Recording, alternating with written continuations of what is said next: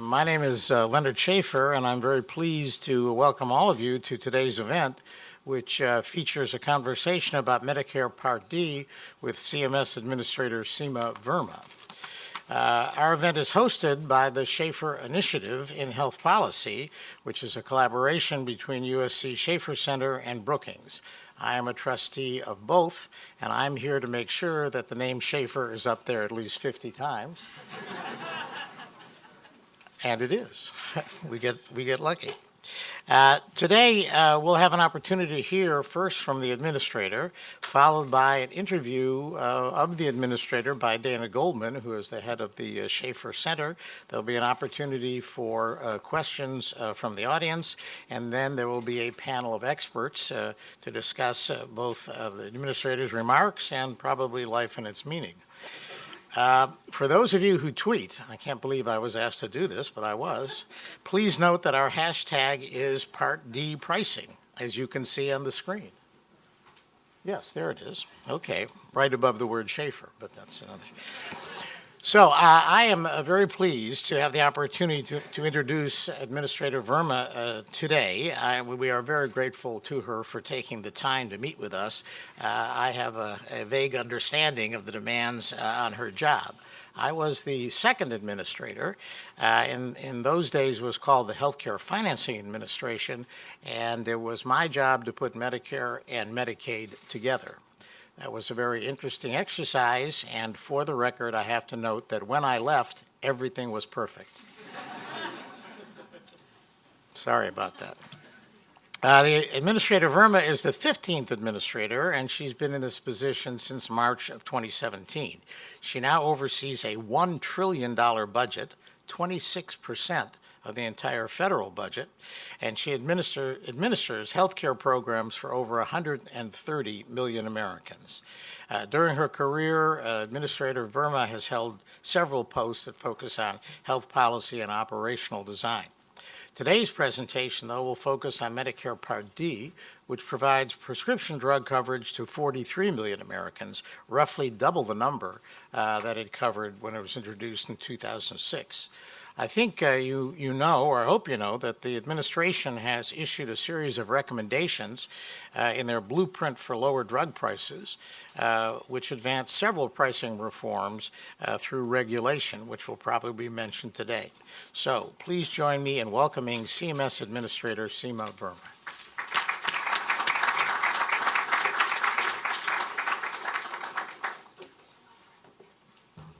Well, I can say between the second administrator and the 15th that things are not so perfect. It's a lot bigger, though. Well, good afternoon, and thank you for the introduction, and it's a pleasure to be here today. I want to thank the Brookings Institute and the Schaeffer Center at the University of Southern California for hosting this discussion on such an important and timely topic. And I also appreciate all the publishing and the outstanding research and analysis on issues in health policy. You all serve a very critical function in the policy development process.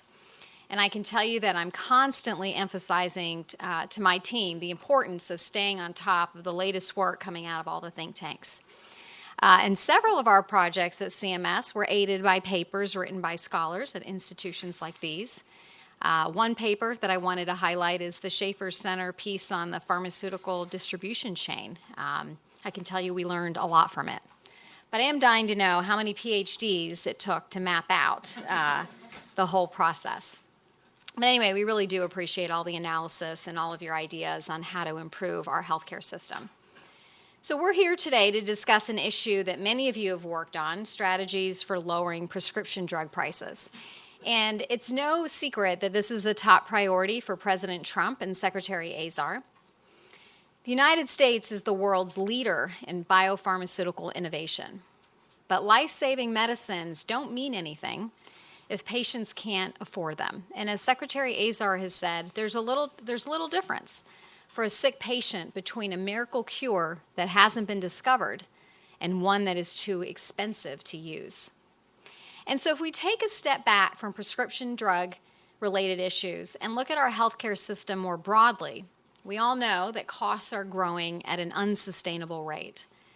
And as a CMS administrator, I can tell you that I wake up every morning concerned about the trajectory of our nation's healthcare spending. By 2026, 1 in every $5 spent in our economy will be spent on healthcare.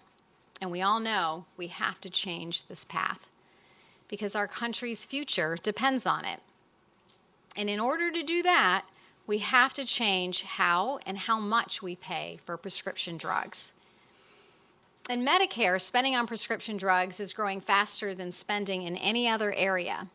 In 2012, Medicare spent 17% of its total budget, or $109 billion, on prescription drugs. And 4 years later, in 2016, this had increased to 23%, or $174 billion. So lowering the cost of prescription drugs isn't just something that we would like to do, it's something that we must do in order to ensure the whole sustainability of our healthcare system. New and innovative drugs are coming to market, which represent revolutionary advances in medical science, but also have very steep price tags. And it's wonderful news that there are hundreds of gene therapies in development. The 2 CAR T cancer therapies, however, that have reached the market have been priced at $373,000 and $475,000. And a new gene therapy for certain forms of blindness has been priced at $850,000. President Trump has outlined the most sweeping set of policies to lower drug prices ever proposed by an administration. And in the American Patients First blueprint, we've made our plans clear. The market for prescription drugs is complex, but the blueprint is focused on bringing the same principles of competition and choice that have worked in other markets to tackle challenges in this one. And it's no coincidence that the President's blueprint is organized around competition as a key pillar. Generic drug competition in particular is critical, and CMS appreciates the outstanding work that the FDA has done under Scott Gottlieb's leadership to accelerate the approval of generic and biosimilar products. I always tell Scott, if you're doing your job, then my job becomes a lot easier. And FDA has approved a record number of generic drugs, and this has had a major impact on CMS and really all payers. To take one example, FDA's recent approval of the first generic competitor to EpiPen was groundbreaking. And this approval is going to provide much-needed competition for Medicare and Medicaid patients who rely on this life-saving product. CMS's new drug dashboards show that collectively, Medicare and Medicaid spent $501 million on EpiPens in 2016. And so generic competition should reduce this spend and generate savings for the programs and for states. So while FDA has been accelerating the introduction of generic and biosimilar products, CMS has been acting in concert to modernize our payment policies to increase competition. Because at CMS, empowering patients and increasing choices are driving factors in virtually every area that we oversee. Because when patients have choices, cost and quality improve. And we often hear that Medicare should negotiate drug prices with manufacturers. And in response, I already point out that we have negotiators, and these are the Part D plans, which cover drugs that beneficiaries are picking up at pharmacies. And Part D has been a success because instead of a government bureaucracy making decisions for patients, the Part D program protects a patient's ability to choose a plan that's right for them. Beneficiaries know which drugs are covered in a particular plan, the premium, and the level of cost sharing. And the patient can choose the plan that meets their needs and make trade-offs between costs and quality. They are making the decision, not the government. Part D is a market-based system, and prescription drug plans are competing for beneficiaries. And in a market-based system, competitors must provide the highest quality at the lowest cost to attract customers. But when the government controls the process and only offers one option with no choices, the push to excel or go out of business is no longer there. And so at a time when healthcare costs are rising, our administration has proudly announced that Part D premiums decreased this year, and we expect that they're going to decrease again next year. And just as an aside note, premiums for Medicare Advantage plans and plans on the exchanges are also projected to decline next year. And as we look to the future of Part D, we must move to an even more dynamic and competitive market which will lower prices while protecting patient choice. CMS intends to give Part D plans more leverage in their negotiations and more flexibility in their benefit design so that they can continue to drive towards lower costs and higher quality for our beneficiaries. I want Part D plans to have every tool that plans in the commercial market have to lower costs, increase quality, and promote transparency, including at the point of prescribing. And we have seen innovative approaches emerge in the private sector to provide real-time cost information to patients and providers. And one area in which our Part D plans are more constrained is in their negotiating power for drugs that are in the, quote, protected classes. These are therapeutic classes for which Part D plans have to cover essentially all available products. And this administration is committed to ensuring that seniors have access to the medicines they need in all therapeutic classes, including in the protected classes. However, private plans are able to ensure access to drugs in these categories while also negotiating with drug manufacturers for the best deal. And today, there are more competitor drugs in these classes, including generic drugs, than there were when the protected class policy was created. And typical private market discounts for these drugs are in the 20 to 30% range. But the average discount across all protected classes in Medicare Part D is just 6%. So it's important to lower costs for all patients, including patients who need drugs in the protected classes. And one of the successes of Part D plans has been their encouragement of generic drug utilization over the years. And most of you are aware that around 90% of prescriptions filled in America are for generic drugs, a remarkable statistics. And earlier this year, we finalized a rule that allows plans to substitute generic drugs for branded drugs more quickly on their formularies so that beneficiaries can access low-cost generics as soon as they're approved. Because when it comes to empowering Part D plans to encourage generic utilization, CMS is not leaving any stone unturned in looking for ways to save money for our beneficiaries. In 2016, Part D beneficiaries spent over $1.1 billion in out-of-pocket expenses for branded drugs that had comparable generics. And so clearly there are savings for patients being left on the table. And to this end, CMS issued a memo to Part D plans this summer explaining the tools that they have available and the expectation that CMS has to ensure that beneficiaries are getting the best deal. And while the memo reminded plans of their current authority in this area, we recognize that additional barriers stand in the way of fully encouraging generic utilization. So stay tuned for more from us on that issue. But we haven't stopped there. Other policy changes I want to highlight today include removing what was called the meaningful difference requirement, which restricted plans from offering more choices to seniors. CMS removed that requirement and saw an uptick in the number of Part D plans by over 15% this year. And we've also introduced flexibility that Part D plans will be able to leverage in the future. So currently, if a Part D plan includes a particular drug on its formulary, the plan must cover that drug for every FDA-approved indication or patient condition, even if there's other drugs that are more effective for a given indication. So the requirement to cover drugs for all indications discourages Part D plans from including more drugs on their formularies.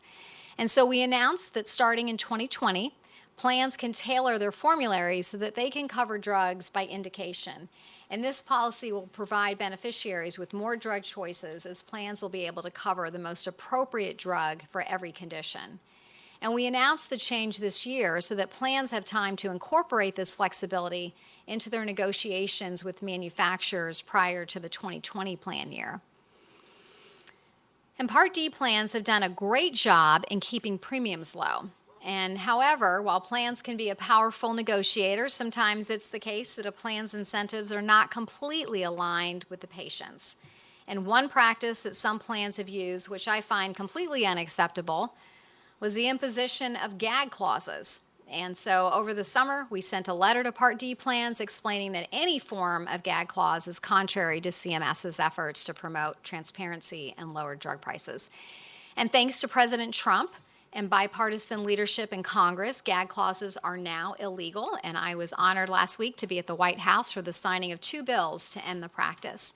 And pharmacists can now help their patients find the best deal on prescription drugs. The drumbeat continues, and earlier this week, CMS proposed to require that prescription drug manufacturers post their list prices for drugs covered in Medicare or Medicaid in direct-to-consumer TV ads. Because patients often pay their cost-sharing or deductible off of a drug's list price, and so therefore this requirement would inject greater transparency into prices that manufacturers set. This week's announcement and the legislation on gag clauses demonstrate President Trump and Secretary Azar's commitment to pull back the curtain on the system of drug pricing. This is a commitment that's been ongoing, and earlier this year we released a redesigned version of our drug spending dashboards, which include year-over-year information on drug prices, and for the first time highlight which manufacturers have been increasing their prices. The pharmaceutical industry took a small step this week to increase transparency by committing to develop their own platform to provide pricing. However, the disclosure of prices in television ads is needed to ensure that patients have all of the relevant information when they're learning about a medication. So far I've focused primarily on Part D because of the hashtag there, and that's the market for drugs that patients pick up at the pharmacy. But I'd like to turn our attention to Part B, so maybe we could get a new hashtag for Part D, for Part B. I do see a big B up there, so I think we're okay. In Part B, though, Medicare spends about $28 billion paying for providers for medicines for drugs that are patient-administered, such as infusions. So the story is much different here. We pay Part B providers for drugs at an amount equal to the average price the drug sells for plus a percentage-based add-on fee. And there's no negotiation.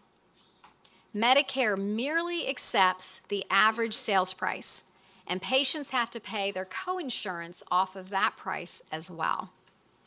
And that sales price is often higher in America than it is in other countries. And other countries are not paying an appropriate share of the necessary research and development to bring innovative drugs to the market. And instead, they're free riding off of U.S. consumers and taxpayers. And this is in part why our spending on healthcare is so much higher than spending in other countries. And to make matters worse, the payment model in Part B creates a perverse incentive for manufacturers to set higher prices and for providers to pick drugs that are more expensive. And so while this system may have made sense when it was designed, in today's world, with some therapies costing over $500,000, just taking the average sales price and then adding an additional amount on top really just doesn't make sense. And we also don't see the full benefits of competition in Part B, because some drugs within a therapeutic class actually had their competitor in Part D. Because there are separate programs, the drugs don't have the opportunity to compete against each other. CMS recently took a historic step to address some of these issues in Part B with respect to Medicare Advantage plans. CMS gave MA plans the option of applying step therapy for Part B drugs, which make up around $12 billion of MA plan spending per year. And so this means starting in 2019, MA plans will be able to ensure that patients are receiving the most preferred drug therapy first and progress to other therapies only if necessary. So for example, plans may ensure that a beneficiary begin with treatment with a biosimilar before progressing to a more costly biologic, only if the biosimilar isn't effective. And for the very first time, this will create competition and negotiation for Part B drugs and strengthen the position of MA plans as they work to lower prices for beneficiaries. And we've taken careful effort to make sure that patients are protected under this policy. So step therapy can only be applied to new prescriptions, and patients always have the right to appeal. And at least half of the savings must be shared with patients through incentive programs. And these incentive programs must be coupled with care coordination services, including implementing medication adherence strategies for beneficiaries. So patients will have time to decide whether to participate in a plan that takes advantage of this new flexibility, and they can switch their plan if they don't like it through the end of March of 2019 if they change their mind. So some Medicare Advantage plans also offer a Part D benefit, and so CMS's new policy will enable these plans to implement step therapy across B and Part D. And so for the first time, competitor drugs will be on a level playing field, and patients will receive the best medicine, whether it's physician administered or patient administered, and hopefully at a lower price. The initiatives that I've outlined today will impact drugs with competitors. And while we can strengthen competition and negotiation for situations with multiple drugs, there are times when competition doesn't exist, especially for new drugs that enter the market. CMS will need other approaches.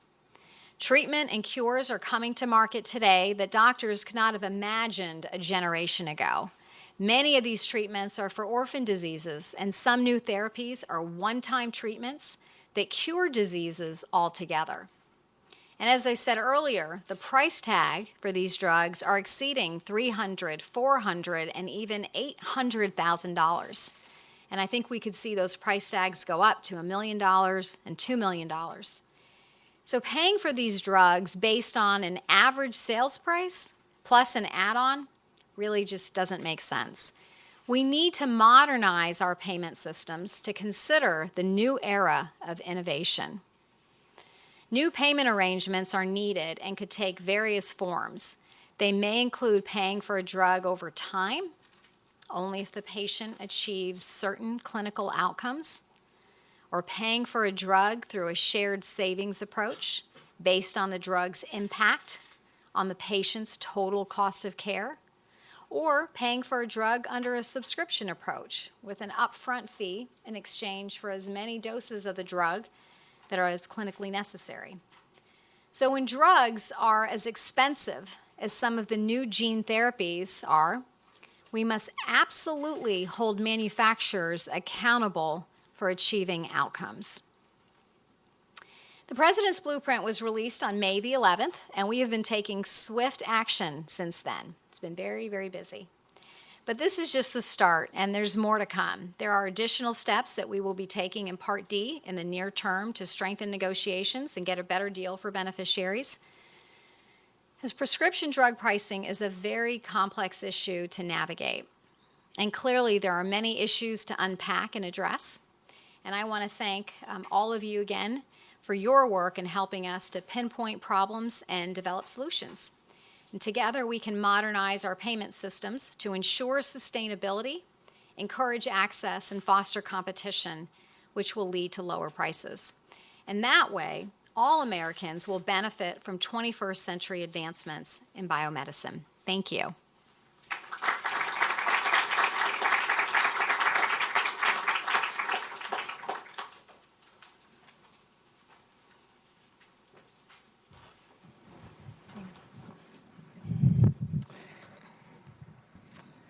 Thank you, Administrator Verma, for those very thoughtful and substantive remarks. I think you really pointed out the importance of formulary policy for both solving access issues and also putting some pressure, downward pressure on prices.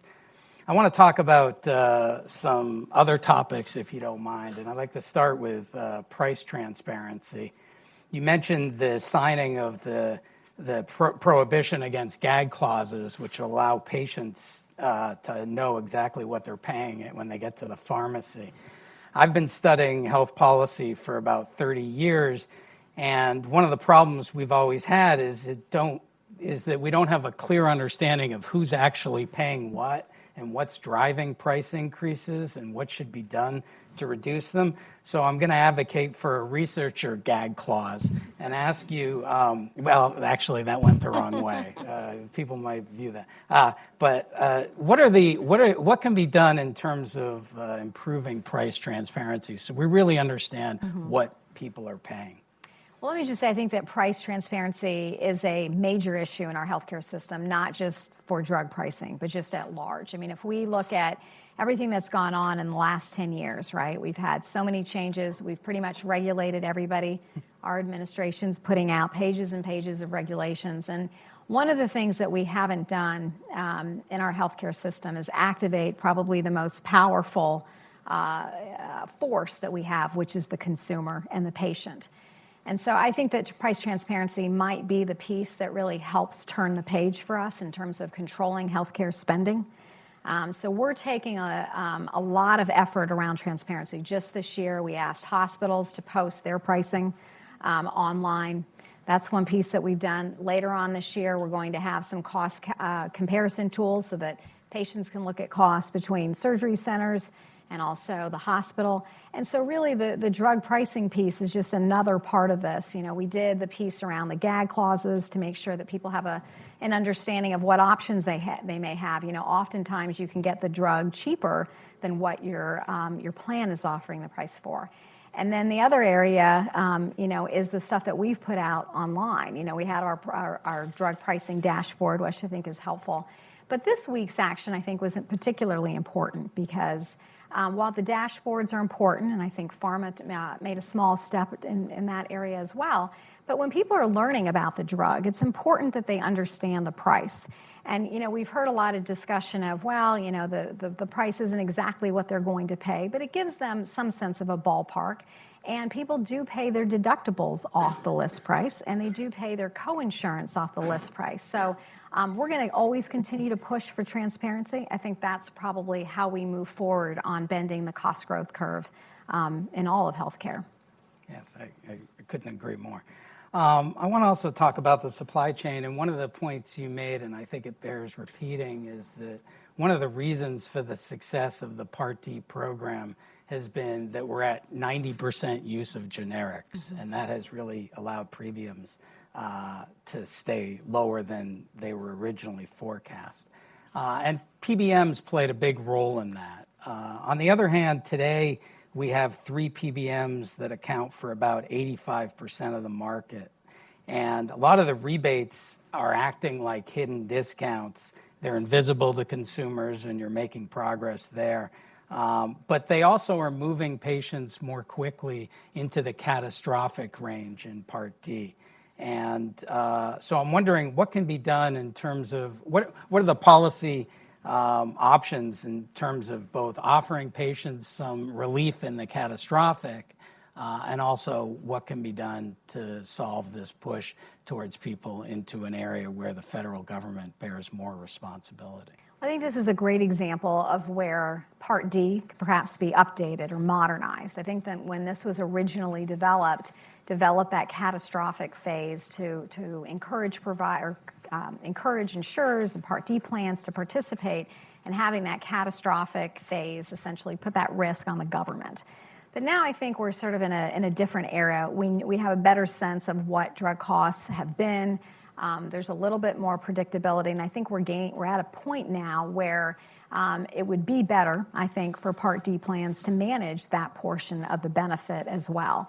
That way we could bring competition and negotiation to that piece as well. And I think the way it's set up now, there's sort of a perverse incentive to move people to the catastrophic phase to not take on the risk. So as you know, with the president's budget this year, we proposed essentially to allow that change and to also cap what beneficiaries would pay in the catastrophic phase. So, hopefully we'll have some changes in Congress, but if not, I think that's an area that we're looking at what we can do with our existing authorities. Yeah, that's excellent. And I think it's important for people to understand that when, at the time of passage of Part D, there was concern that insurers wouldn't play. And so you really need you need to provide some reinsurance and risk, but as you point out, the market is quite healthy and we have lots of plans that are playing here. And so the role of the government as a reinsurer is not as important anymore. You also mentioned Part B, and we will feel free, anyone who wants to tweet, to use that hashtag. Medicare is, as you pointed out, spending almost $30 billion a year there, and a lot of this is concentrated in oncology, ophthalmology, and rheumatology. And so you've made these policy changes that have given Medicare Advantage some tools. And I'm just curious, what's been the response to the plans to this change in policy? Have they been supportive? Are they pushing towards even more extreme, I would say, or different competitive bidding models, for example, here to try and change the way we administer physician-administered drugs? I think the response that we've gotten is very positive because I think the plans, this is something that they're excited to do, largely because they're doing this on the commercial side. This is the way that the rest of the industry works, and they haven't had the opportunity to do this in Part B. And I think that this gives them the opportunity to manage this a little bit better. And ultimately, that's going to lower costs for their beneficiaries. And it's going to put them in a position where they're able to negotiate a little bit more with manufacturers. And we haven't had that in Part B. I think that, Part B, I feel like, has been sort of untouched. Talk about the need for modernization. I mean, this is where I think, going forward, when these new drugs are coming out, we're looking at all these price tags, there's no way the system can support this in its current structure. So, we're looking at some of the changes that we've done with MA, but I think there's a lot more work to do on Part B. Yes, agreed. And finally, you were talking about cures, and you talked about rare diseases, and you mentioned some scary numbers, but often those are small patient populations. But I think one of the interesting things in terms of biomedical innovation is that we may be working towards the prospect of cures for very prevalent illnesses. And we saw a sense for that with hepatitis C when we developed direct-acting antivirals, which actually had a 99% cure rate for the disease. And in 2015, CMS sent a letter to state Medicaid programs noting to make sure that they were paying for these cures for the population. And this affected a very disenfranchised population of IV drug users and such. But I think CMS also kept pressure on manufacturers to try to expressing concerns about access and affordability. You mentioned some possible solutions, licensing, paying over time and such. Do you think that's going to be enough here? Do you think we have the right incentives to develop cures rather than treatments? Well, I think we need to do something in this particular area because, of course, you want to encourage innovation, especially for those particular areas of diseases where there are so few people. The hepatitis example, I think there's a lot to draw from there. I mean, I think you saw when there was competition, the price went down, but in particular, I think it was a very interesting test case or case study for what happens with state government, right? So if you're state government, your budget is on a 1 or 2 year budget cycle, and all of a sudden this new drug comes out and you have to pay for it. And they don't have the capacity, in terms, they don't have that flexibility in terms of their budget. They don't get to run a deficit. So, that being said, they have to sort of figure out what are we going to do? And, it works well. The system, I think, works well in Medicaid because they do have some required rebates. But when the cost of the drug is so high, and that's where I think they really struggle. As I talk to states across the nation, it's really these new high-cost drugs. And so I think we're moving to a new era where we need to think about how we're paying for these. There's no magic or silver bullet in terms of how we're going to pay for these drugs. And the whole area of value-based pricing is very new. There's a lot of complicated issues there in terms of, if you are doing a value-based contract where you say, okay, you don't have to pay for the drug if it doesn't work. well, then the drug is zero. And when you're trying to do things like Medicaid best pricing, you're reporting around that, everything kind of gets convoluted. And so that's something that we're looking at within the agency as well, is what kind of changes do we need to make from a regulatory standpoint to encourage these types, or at least allow these types of value payment models to at least occur. I don't know that it's a panacea. I don't think it works for every single type of drug, but I think some of these high-cost drugs that are coming to market, I think the idea of tying outcomes is also, it sounds really good, but that's going to be very complicated. You know, how do you make sure you can track the patient for what period of time? How do you gather the data, and what is that clinical indication that you're looking for?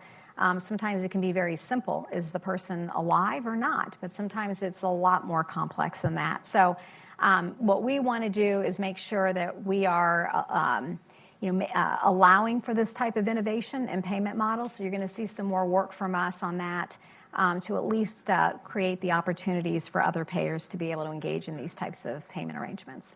Well, that's great news, because it means full employment for health economists for years to come. So I think I know you're pressed for time and you have meetings, but we have time for one or two questions from the audience. And if you could wait for a microphone to come around. Is there someone with a microphone?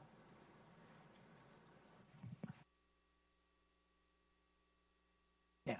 Why don't we start up here?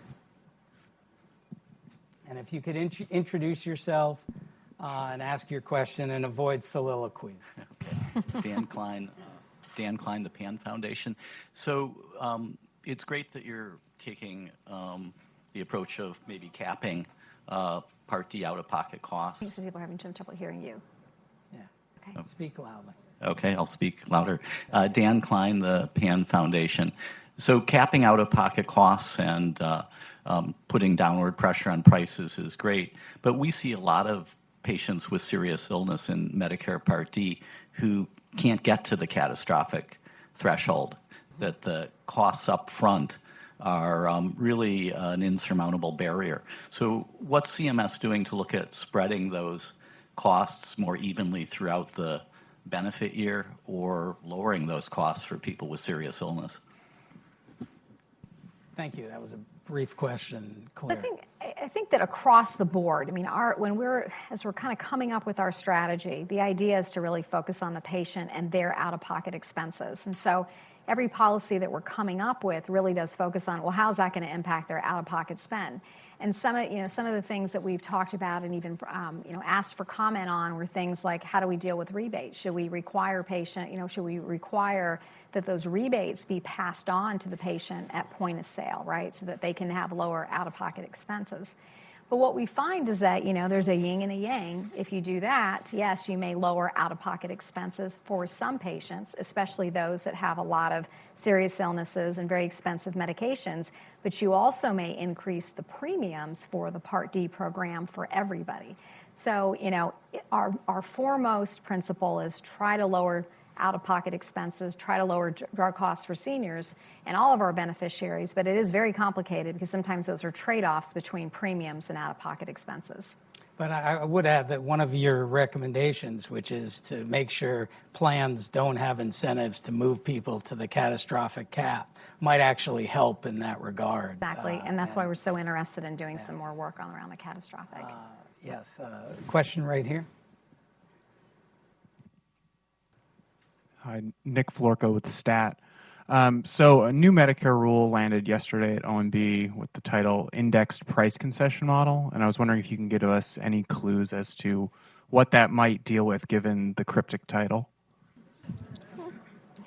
Well, as a matter of, I think it's a legal issue that we cannot comment on proposed rules. So I would say just use your wild imagination on that.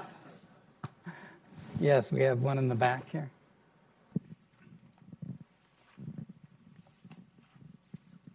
No one's giving the mic to the people I point to. So anyone who would like to ask a question who has the mic, please proceed.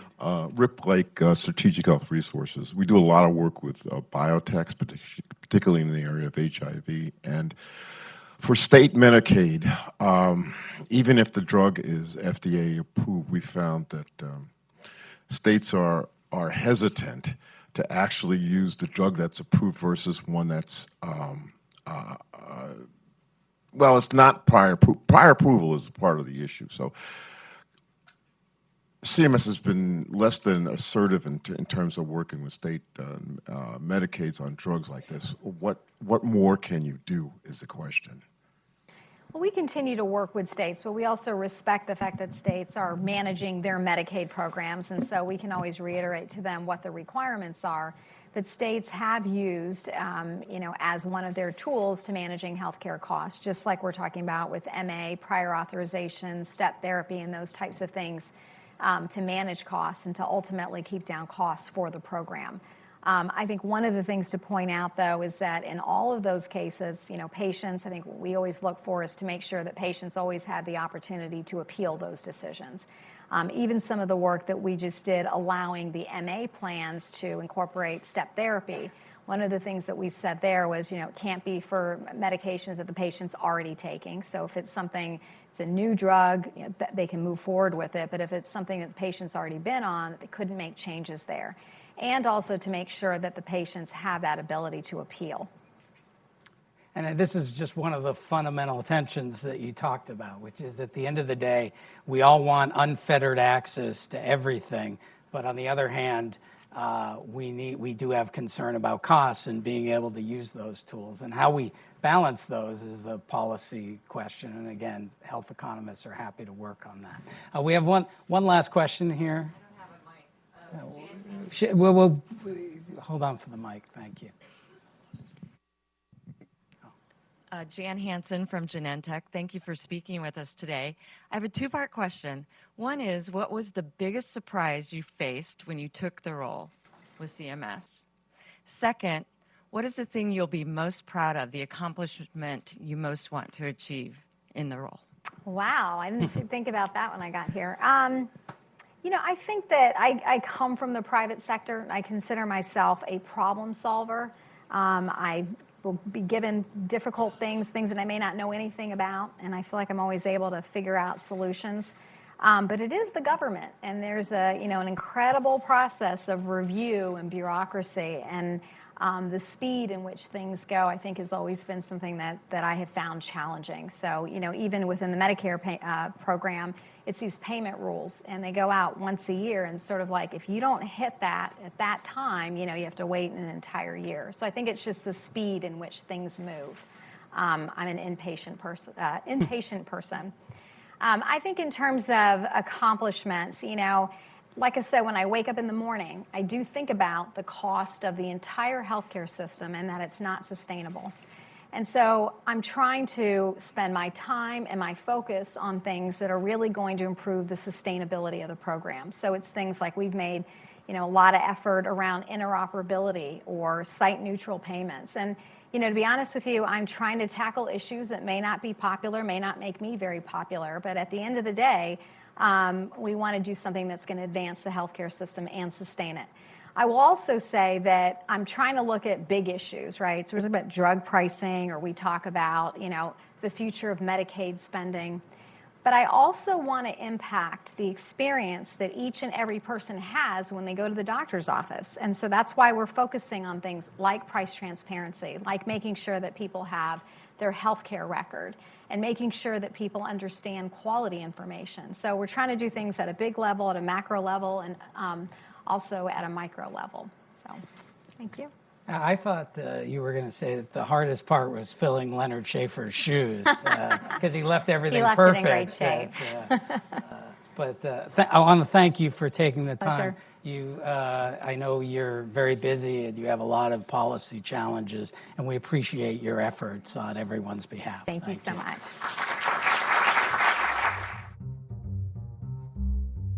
Thanks for watching. Be sure to like and subscribe for more videos from Brookings.